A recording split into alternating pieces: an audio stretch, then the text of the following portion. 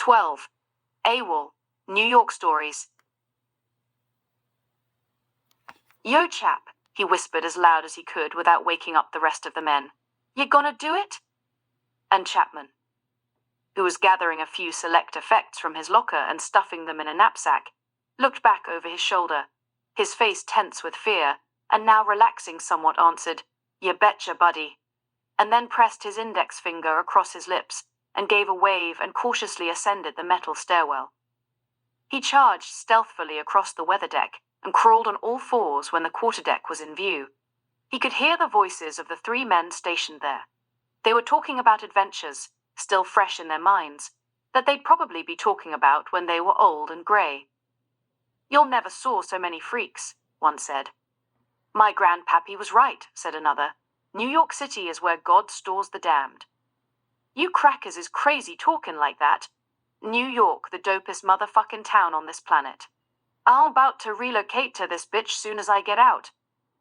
And they all roared with laughter as Chapman tossed himself over the forecastle and onto the mooring line, shimmying southward like a cat burglar to the pier and the excitement and the adventure that waited beyond it.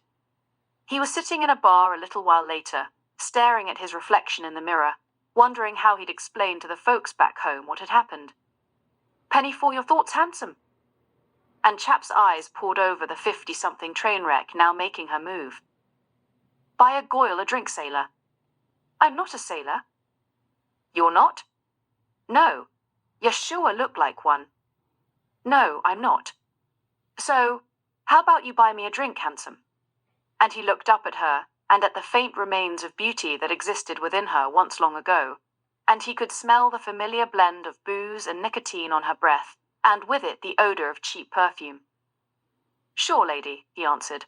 "I'll buy you a drink."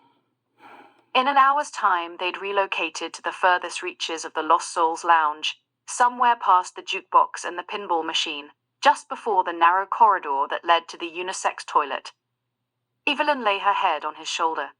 She cooed like a kitten as he told her all about his home in Aberdeen and the wild, untamable splendor of South Dakota. "But all that's changed now, because I've disgraced my family, especially since I jumped off the boat, and I'm sorry, Ev. I'm sorry I lied to you about being a sailor."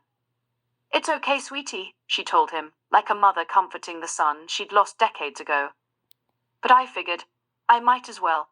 They're really gonna lay the wood to me this time.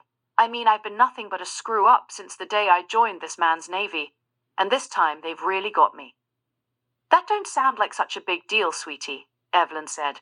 "So you overslept. What's the big deal?" "But it is a big deal, Ev. In the Navy, it's a very big deal." "Right," she answered as she squeezed the back of his neck softly.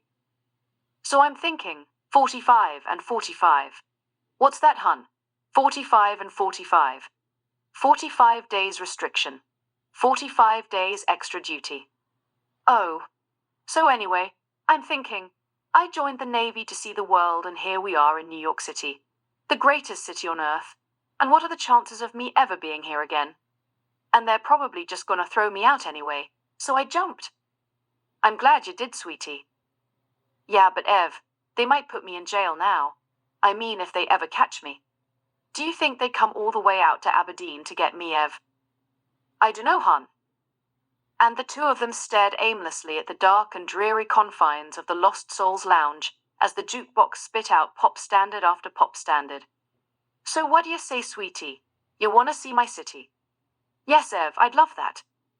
And they stepped back out onto 9th Avenue in each other's arms.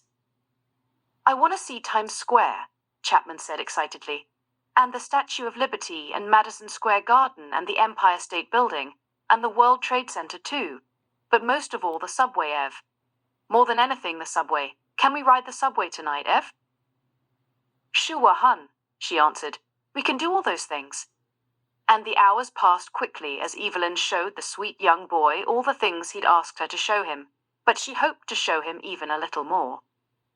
And they sat on the love seat in her dimly lit room, arm in arm, and Evelyn kissed Chapman for the very first time.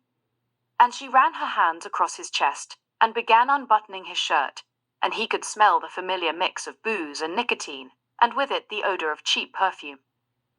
"Ev, I've never done this before."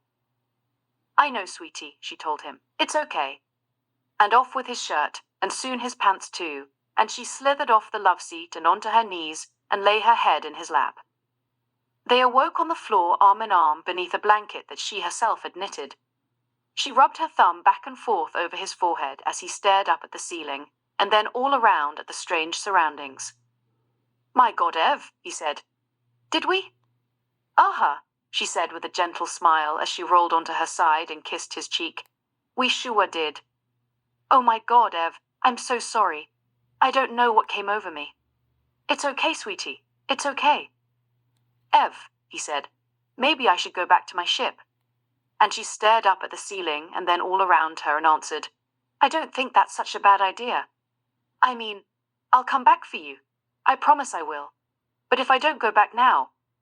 You're right, sweetie, she said more like a mother than a lover. You should go back.